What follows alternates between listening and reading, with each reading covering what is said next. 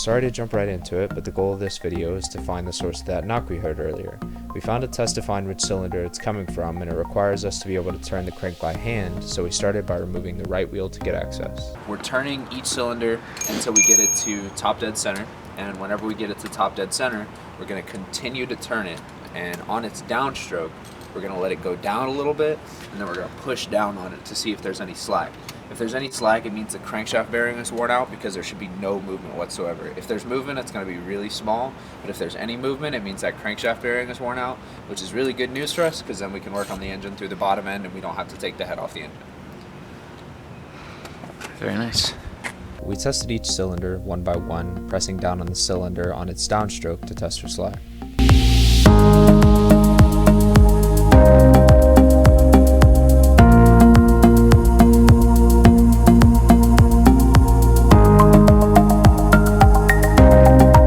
It was only on cylinder 3 that we thought we felt something, but we checked all of them just in case.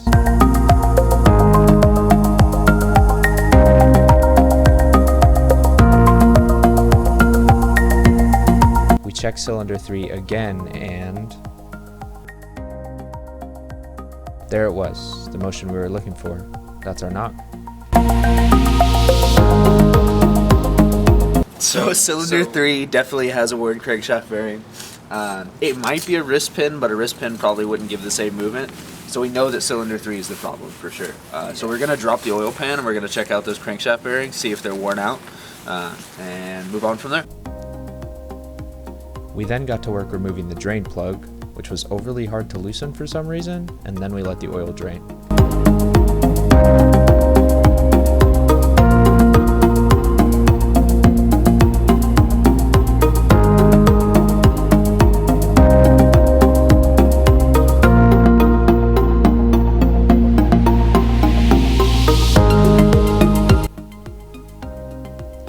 We removed the small army of bolts and 2 nuts that held on the oil pan until we had a nice collection of hardware. We're going to check the crankshaft bearing on cylinder number 3 to see why it has the play in it. Yeah, hopefully we can get some new crankshaft bearings today. We might just replace all of them if it's not too difficult, just to be safe. We might have to order them, and if we have to order them, then we'll have to come back another day and get it done. But yeah, we're gonna see what the damage is. Because this one is tight, and it doesn't move at all. This one, Wow. yeah, that's a bad bearing rod or bad crankshaft bearing, holding the connecting rod on there. So yeah, so we'll go ahead and take this connecting rod cap off, take a look at those bearings, see what might be bad about them, and check the crankshaft to make sure that it's not scored up. It's probably fine. And then we'll go see if we can go get some more bearings. Dope. We had a hard time removing the connecting rod cap, but we finally got it off and took a look at the surface of the connecting rod and the cap to see how they looked. We also got the old bearings out, which were way too thin and had spun out and stabbed into each other.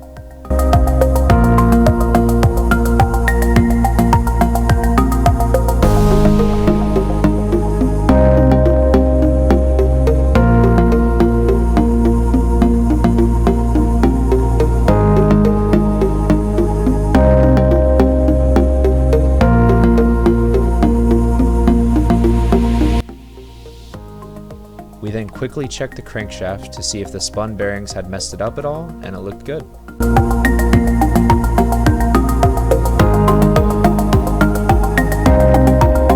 We tried to put the new bearings in, but, well, Uh-oh. We very much have the wrong bearings. Huh?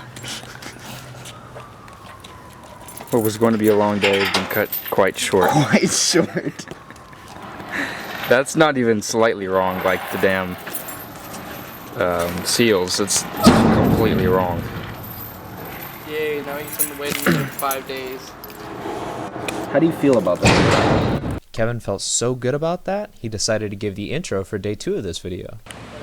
Hey everyone, so today we finally got in some new bearings. We've been waiting for about 2.5 months for them to come in from China. COVID really messed up the shipping process, and we've gone through multiple kits already and none of them have actually fit, but today we got some in and they look really like the oil holes in the right spot, the grooves in the right spot. We actually think it's gonna fit, so we're gonna put them in, tighten them down, and see if there's any more issues after that.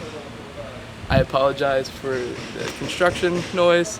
It's probably gonna be there, but can't change construction. So this is the connecting rod cap, and this is one of the bearings that we got, so we'll see if it fits. Fits very nicely. So we're gonna put it in and see if it works. So we got our bearing fit in. We oiled up the inside surface of it, and we actually went ahead and slipped it into the connecting rod end as well. Both of them fit in really well, so it's looking really good. They're probably going to button up pretty good. It doesn't look like we've lost much surface off the crank or off of the connecting rod cap. So I guess we can see, but yeah.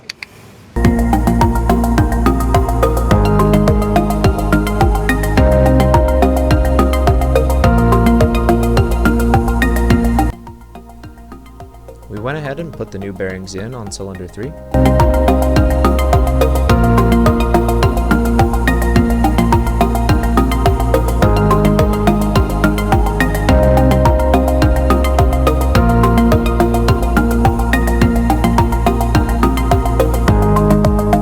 And then we torqued them down to spec.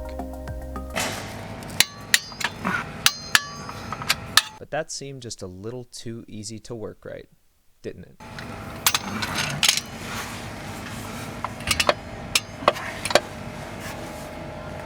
Well,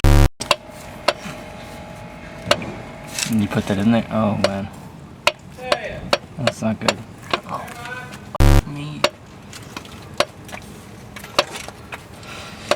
so this is really bad. We still have motion up and down, even though we have everything tightened down all the way. We were going to use plastic gauge to check the clearances, but like very clearly to begin with, this means that we're going to have a knock if we start this engine again. So what this means is we probably need either undersized or oversized bearings, depending on how much material we lost from the crank or from the connecting rod, which means finding more bearings and spending probably another 2 months waiting on them to get in. So we're gonna pull one of these to see what the clearance is supposed to be, because these aren't moving anywhere, and see how far off we are over here to see how much additional material we need on those bearings to try and make them fit. Yeah. So this is plastic gauge, specifically the green plastic gauge. I really tried hard to find the clearances for this end of the engine, but because it's a Japanese engine, I've had a really hard time trying to find them. By hard time, I mean impossible. I did find the clearances for the American version of this engine, and basically the clearance range was for the green plastic gauge. So what plastic gauge does is it's just a little piece of material, and you break off a piece and you lay it across the bearing surface on your connecting rod cap, and then you put it back up inside of the engine. So this is from the number 2 cylinder. This is a cylinder that's good and it's working great. And then you go ahead and torque the engine, or sorry, you torque the bolts down to spec, which for this engine is 67 Newton meters, I believe. Yeah. So 67 Newton meters, we're going to torque it down to that, and then we're going to see what it flattens out to. And whenever we get it back out, we're going to compare it to these little marks on the plastic gauge. And depending on the width of the mark will tell us what the clearance between the plastic gauge or the connecting rod cap and the crankshaft is, and what our clearance is supposed to be on the number 3 cylinder. So we torqued it down, and this little green mark right here is what the plastic gauge flattened out to. So you take this and you match it up with one of these marks, and it looks like it probably is going to come closest to probably about 0.0015, 0.002. Yeah. Let's see. Let's check it on the other side. Yeah, probably say 0.0015. It's not a precise measurement. It's not an exact science, but it gives you a nice ballpark figure. So what we're gonna do is we'll just wipe the plastic gauge out of this one, clean it out, put it back where it was, torque it back down, and then we're going to do plastic gauge on cylinder number 3 and check and see how far off that one is. So this is cylinder number 3. It might look like we just laid the plastic gauge in there, but we didn't. This is after we torqued it down. So you saw how cylinder number 2 flattened out after we torqued it down.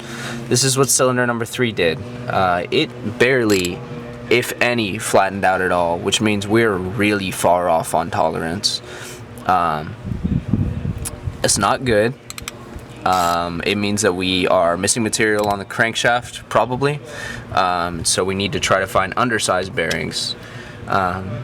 In case this happened, we had kind of already looked into some undersized bearings, and we could find literally nothing for this engine.